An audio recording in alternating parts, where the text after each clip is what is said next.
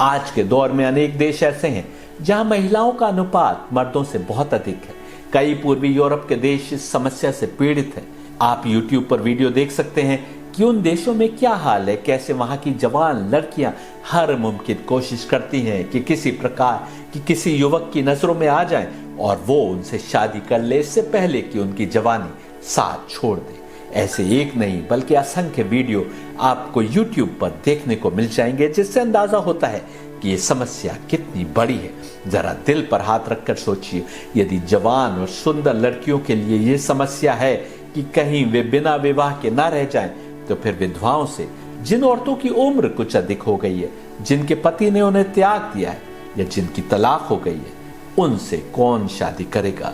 इस्लाम क़यामत तक के लिए बनाया गया दीन है, क्योंकि इस्लामिक मान्यता के अनुसार अवतार मोहम्मद के बाद कानून की पुस्तक लेकर कोई अन्य अवतार आने वाला नहीं है। फिर इस्लाम इस ज्वलंत समस्या को कैसे नजरअंदाज कर सकता था, विशेषकर उस अरब समाज में जहाँ के भीषण रेगिस्तानी माहौल में युद्ध के कारण या सफर में मर्दों की औरतों से कहीं अधिक मौतें हो जाती थी और औरतों का मर्दों के मुकाबले में अनुपात ज्यादा हो जाता था। फिर युद्ध या सफर में या बीमारी के कारण मरने वाले मर्दों की विधवाओं की समस्या थी, जिसका हल निकालना था। मर्दों का एक औरत से दिल भर गया और उसे छोड़ दिया, तो इस्लाम को एक और समस्या का निवारण करना था कि मर्द ऐसा ना करें, परंतु यदि किसी ने ऐसा कर ही दिया तो फिर उस महिला के लिए भी जीवन बसर करने का रास्ता निकालना था। भारतीय सिनेमा के एक्टर धर्मेंद्र समान यदि एक पत्नी के रहते दिल किसी दूसरी पर आ गया तो उस रिश्ते को भी जायज हद तक सीमित करना था, और यदि विवाह के बाद पति पत्नी में ना बने या एक दूसरे को पसंद ना करने लगे तो भी उनके लिए जायज हदों में जिंदगी को आगे बढ़ाने के रास्ते बनाने थे। उस समाज में जहां नौजवान लड़कियों की बहुतात हो और उन्हें अपना साथी चुनने के लिए मशक्कत करना पड़ रही हो, जैसा कि आज कई पूर्वी यूरोप के देशों में देखा जा सकता है, किसी विधवा का, कुरूप औरत का या जिसकी उम्र अधिक हो गई हो, उसका भला कौन ख्याल रखता, उसकी जरूरत को जायज हद में कैसे पूरा किया जा सकता था। इस्लाम सामाजिक ताना बाना भी नहीं बिगड़ने देना चाहता था, इसलिए आवश्यक था कि वो शर्तों के साथ एक से अधिक शादी को भी जायज कर दे, जो कि देवों द्वारा बनाए गए कानून के ही अनुसार था। क्यों? क्योंकि दिव्यात्मा द्वारा बनाया गया कानून नेचुरल इंस्टिंक्ट्स पर अंकुश नहीं लगा सकता, भले ही कोई विधवा या क्रूप स्त्री हो या जिसका विवाह ना हो सका हो, बल्कि उसकी नेचुरल जरूरतों को भी पूरा करने की जायज रास्ते बनाता है। अवतारों द्वारा बनाए गए कानून से दूर आकर हम दोहरी जिंदगी जीने पर मजबूर हैं। हमारे युवक अपने को अविवाहित भी कहते हैं और अनेक 2 घंटे के लिए ओयो के कमरे बुक करने पर भी गर्व महसूस करते हैं। एक पत्नी तक सीमित रहने की बात भी करते हैं और मसाज पार्लर के माध्यम से या अपने ही जानकारों में अवैध रिश्ते बनाए हैं। लिव इन रिलेशनशिप भी कलयुग के इस दौर की ही उपज है। अवतारों द्वारा बनाए गए कानून से अपने को दूर कर लेने के कारण है। ऐसे जोड़े जो लिव इन रिलेशनशिप में रह रहे या कोई पाबंदी या बंदिश नहीं चाहते, ऐसी सोच रखने वालों के लिए इस्लाम ने मुता का कानून बनाया था, जिसके तहत कोई भी मर्द या गैर शादीशुदा औरत किसी खास मुद्दत के लिए पहले से तय शर्तों के साथ किसी कॉन्ट्रैक्ट में बंध सकते हैं। यदि इस कॉन्ट्रैक्ट के तहत भी बच्चा पैदा हो तो उसको भी बाप का नाम मिलेगा। उत्तराखंड सरकार जब लिव इन रिलेशनशिप के लिए रजिस्ट्रेशन को अनिवार्य कर रही है तो वो दरअसल शादी नहीं बल्कि मुता जैसे इस्लामी कानून की आज के जमाने में वैधता को साबित कर रही है। ज्ञात हो कि मुता का कानून अवतार मोहम्मद के बाद कुछ वर्षों तक लागू था, परंतु फिर उस पर पाबंदी लगा दी गई। अली जानते थे कि वो कानून मर्द और गैर शादीशुदा औरत की शारीरिक जरूरत को पूरा करने के लिए, यदि कोई विधवा या तलाकशुदा औरत है लेकिन शादी नहीं कर सकती या कोई उससे शादी करने के लिए तैयार नहीं है और उसको किसी साथी की आवश्यकता है, तो वो भी मुता कर सकती थी। कोई स्टूडेंट है, कोई मर्द सफर में है या सिपाही कहीं दूर सरहद पर तैनात है या फौजें किसी दूसरे देश में पड़ाव डाले हुए हैं, तो भी नाजायज रिश्ता बने, इसको रोकने के लिए इस्लाम जायज हदों में रहते हुए अपनी शारीरिक आवश्यकता की पूर्ति करने को कहता है। आज जब ऐसा कोई कानून नहीं है, किसी भी हाल में रेप या जबरन सेक्स को अलाउ नहीं करता, भले ही फौज किसी कंट्री को, किसी देश पर कब्जा ही क्यों न कर ले, भले ही समाज में अराजकता किसी हद तक क्यों न पहुंच जाए, लेकिन किसी के साथ भी नाजायज रिश्ता बिना शर्तों को पूरा किए हुए नहीं बनाया जा सकता। आज जब ऐसा कोई कानून नहीं है, तभी तो अनेक मर्द और औरतें जायज की हदों को पार करके आगे चले जाते हैं। यही कारण है कि अली ने कहा कि यदि मुता के कानून पर पाबंदी नहीं लगा दी गई होती तो कयामत तक कोई मुसलमान जिना यानी एडल्ट्री नहीं करता। साफ है कि इस्लाम सेक्स की आवश्यकता को समझता है, उसे आसान बनाना चाहता है, पर साथ में विनियमित एवं नियंत्रित करना चाहता है। कोड ऑफ कंडक्ट के साथ उसको लागू करना चाहता है। यदि पैगंबर मोहम्मद द्वारा 9 या 13 शादियां करने की बात हमको पता है, तो नबी सुलेमान की इस्लामिक सोर्सेस के अनुसार 100 और बाइबल के अनुसार 700 पत्नियां और 300 कॉन्क्यूबाइंस के बारे में भी हम जानते हैं। कॉन्क्यूबाइन का डिक्शनरी में उपस्त्री अनुवाद दिया गया है। कृष्ण की 8 प्रमुख पत्नियां और 16,000 या 16,100 दूसरी पत्नियां थी। विकिपीडिया ने इनको जूनियर वाइफ्स नाम दिया है। अब जरा बताइए जूनियर वाइफ्स के क्या अर्थ हुए। जूनियर वाइफ्स या तो मुता की हुई स्त्रियां हुई, क्योंकि सुलेमान की 700 पत्नियों और 300 कॉन्क्यूबाइंस की बात हुई है, और कृष्ण की 8 प्रमुख पत्नियों और 16,000 या 16,100 जूनियर वाइफ्स की बात हुई है। तो फिर जूनियर वाइफ्स यदि मुता की हुई स्त्रियां नहीं हुई तो फिर कॉन्क्यूबाइंस कहलाएंगी, जिसको इस्लाम में कनीज कहा गया। कहते हैं कि ये जूनियर वाइफ्स नरकुश नामी राजा की सेवा में थी। जब कृष्ण ने नरकुश का वध किया तो इन तमाम महिलाओं ने अपने को कृष्ण के सुपुर्द कर दिया। इनकी गरिमा बचाए रखने के लिए कृष्ण ने इन्हें जूनियर वाइफ्स के रूप में रख लिया। पर इसका यह अर्थ कतई नहीं है कि जूनियर वाइफ्स केवल महल के कामकाज के लिए थी। जहां इतनी अधिक पत्नियों का उल्लेख है, वहीं 8 पत्नियों से 80 पुत्रों और प्रत्येक 16,000 जूनियर वाइफ से 1 पुत्री और 10-10 पुत्रों तक का उल्लेख है। कहीं पर केवल 1 लाख से अधिक पुत्रों की बात लिखी है। इसका मतलब कि सभी जूनियर वाइफ्स भी, उनसे भी पुत्र और पुत्रियां पैदा हुई। याद रखने की बात यह है कि परमात्मा द्वारा बताए गए रास्ते से कोई संबंध बनाना ही उसको जायज करता है। पैगंबर मोहम्मद के देहांत के बाद मुसलमानों ने यदि मुता पर पाबंदी ना लगाई होती तो इस्लाम ने लिव इन रिलेशनशिप या फ्रेंडशिप के नाम पर बनने वाले फिजिकल रिश्तों को भी जायज करने का रास्ता बताया था। ठीक वैसे जैसे अब उत्तराखंड सरकार लिव इन रिलेशनशिप को रजिस्टर करने के लिए कानून लाई है। अंतर बस ये है कि उत्तराखंड सरकार ने कोर्ट में रजिस्टर करने की बात की है, देवों के नाम पर रिश्ते जायज करने की बात भुला दी है। जो लोग इस्लाम पर आरोप लगाते हैं कि इसने शादी से बाहर रिश्ता बनाने वाले मर्द या औरत के लिए इतने सख्त कानून बनाए, वो भूल जाते हैं कि ये कानून तो मूसा के दौर से चले आ रहे थे और इस्लाम ने इनको और अधिक सख्त नहीं किया, बल्कि इनमें नरमी बरती है। अवतार मोहम्मद से पहले यदि पति अपनी पत्नी पर विश्वासघात का आरोप लगा देता था या कोई भी किसी नफरत या गुस्से के कारण किसी महिला पर किसी से शारीरिक रिश्ता बनाने का आरोप लगा देता था तो उसे पत्थर मारे जाते थे जब तक कि वो मर न जाए। इस्लाम ने अवैध संबंध साबित करने के लिए 4 बालिग गवाहों की शर्त लगा दी, यानी ये कि यदि 1 या 2 या 3 गवाह भी हैं तो सजा नहीं दी जा सकती।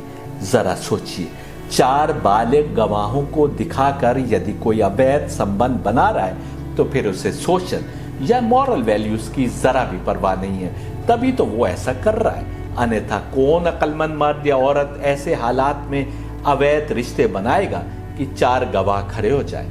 साफ है कि इस्लाम की नजर में सामाजिक ताना बाना बना रहे, इसकी बड़ी अहमियत है। जो गुनाह कर भी रहे हैं ये उनका निजी मामला है और अल्लाह की तरफ से, खुदा की तरफ से उनको इसकी सजा मिलेगी। परंतु यदि वे खुलेआम समाज से बेपरवाह होकर गुनाह कर रहे हैं तो वे अपनी बुराई को दूसरों तक पहुंचा रहे हैं, जिसके लिए उन्हें सजा मिलनी चाहिए, ताकि दूसरे भी डर कर उसी बुराई को अपनाने से परहेज करें।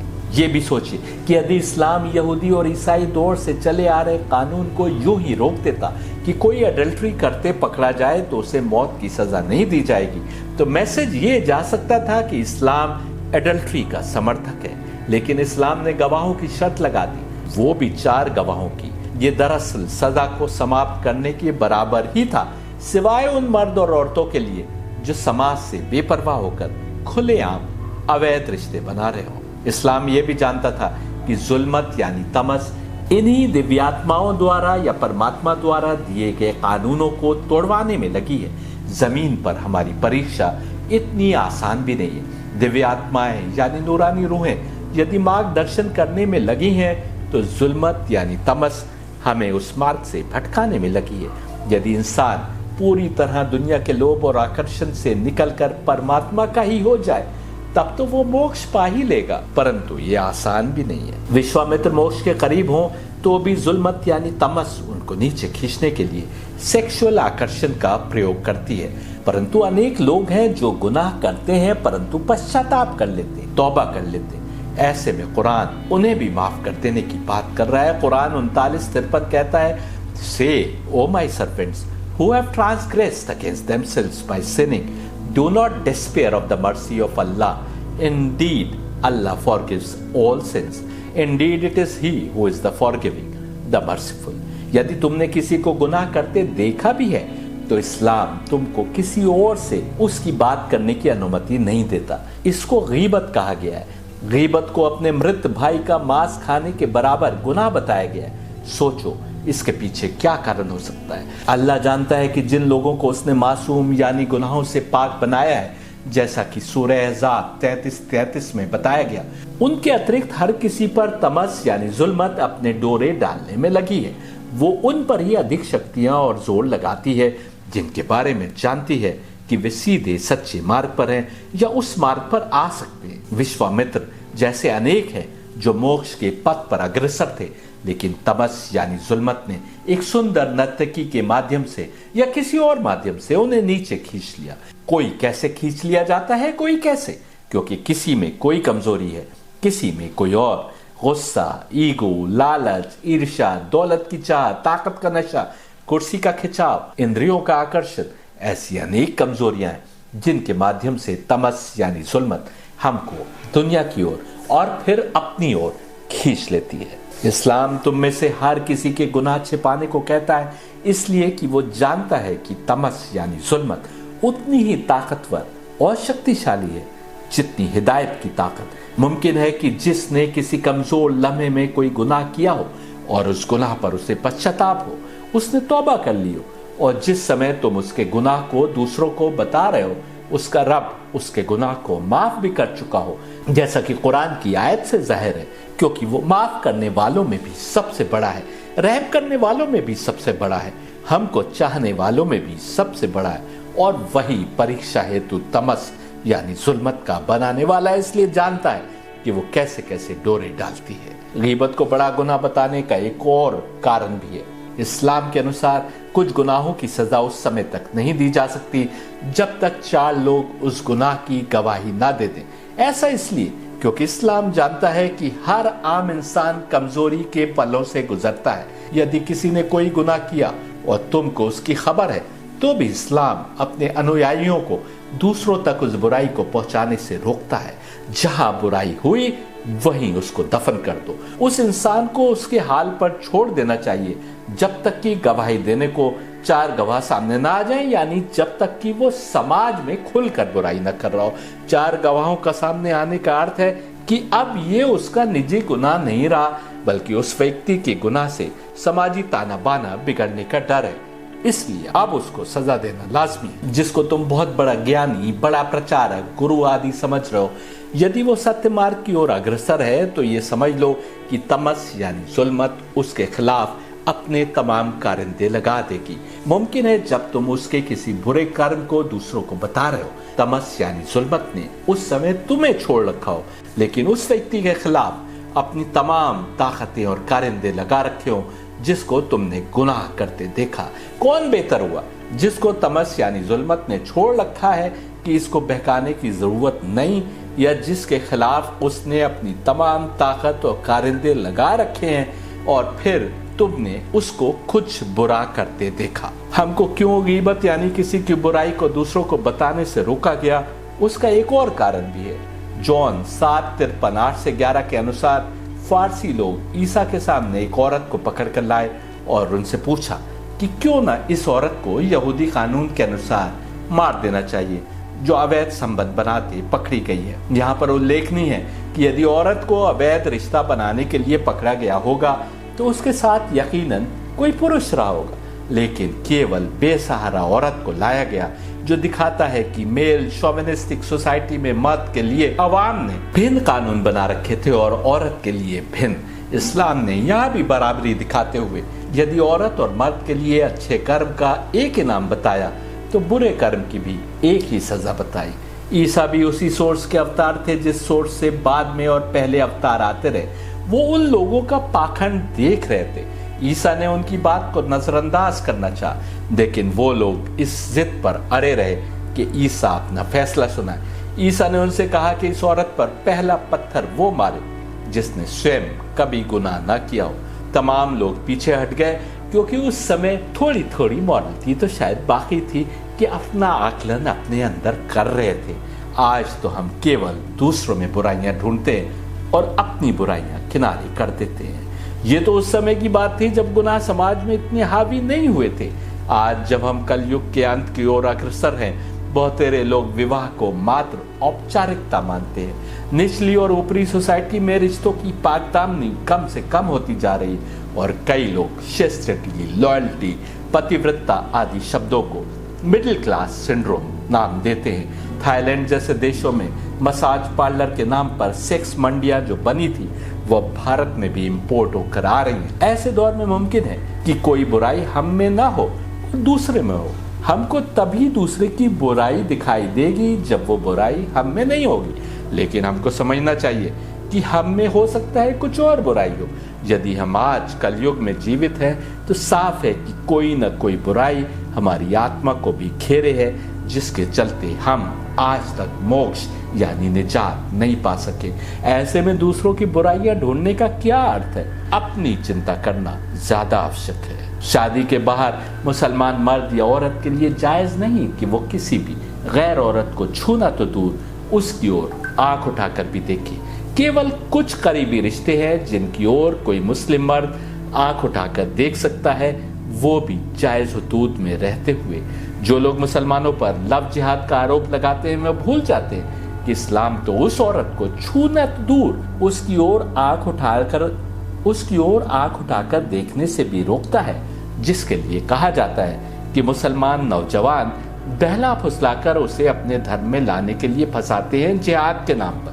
यदि मुसलमान इस्लाम पर चल रहे होते तो उन युवतियों की ओर देख भी नहीं रहे होते जिनको बहला फुसलाकर शादी करने का उन पर इल्जाम लगता है। कोई भी इस्लामी कानून किसी भी हाल में किसी गैर औरत की ओर, चाहे वो मुस्लिम हो या किसी दूसरे धर्म की, मुसलमान को निगाह उठाकर देखने की इजाजत नहीं देता, और यदि निगाह पड़ गई तो दूसरी निगाह डालना जायज नहीं करता। यह कुरान का फरमान। फिर यदि कोई मुसलमान युवक किसी भी युवती से, भले ही किसी भी धर्म पर चलने वाली क्यों ना हो, प्रेम के बंधन में बनता है या रोमांस करता है या लिव इन रिलेशनशिप में दाखिल होता है, तो वो इस्लाम के कानून को पहले ही तोड़ चुका है और उसको तोड़कर ही ऐसा कर रहा होता है। कानून तोड़कर जिहाद कैसा? जिहाद तो इस्लाम के कानून के अधीन रहते हुए अपनी आत्मा को पाक करते जाने का नाम है कि आत्मा पाकीज़गी की उस बुलंदी पर पहुंचते हुए शरीर त्यागे जो साबिकून यानी आगे बढ़ जाने वाले यानी निजात याफ्ताओं का लेवल है, मोक्ष पाने वालों यानी सैल्वेशन पाने वालों का लेवल है।